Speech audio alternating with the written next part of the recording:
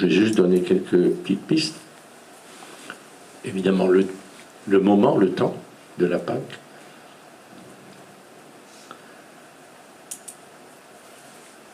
La nature du pain.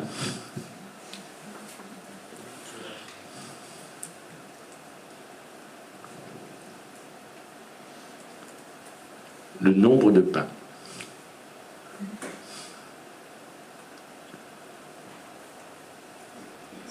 Et on nous parle de poissons. Habituellement, quand on parle de ce texte, on dit toujours la multiplication des pains, et moi j'insiste toujours, la multiplication des pains et des poissons. Combien de pains, combien de poissons?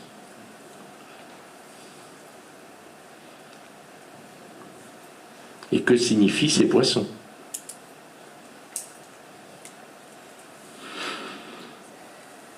Ensuite, il y a l'acte même de Jésus.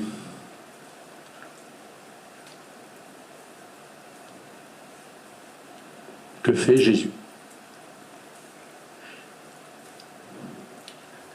Si vous connaissez les autres textes se rapportant à la multiplication des pains et des poissons, dans les synoptiques, dans les évangiles donc, de Matthieu, de Marc et de Luc,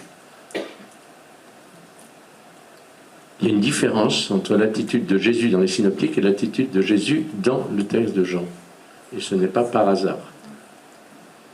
Donc il faut essayer de comprendre ce vers quoi Jésus nous entraîne.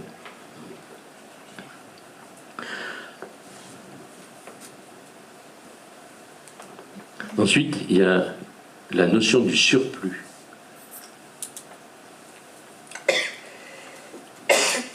Il y a du surplus.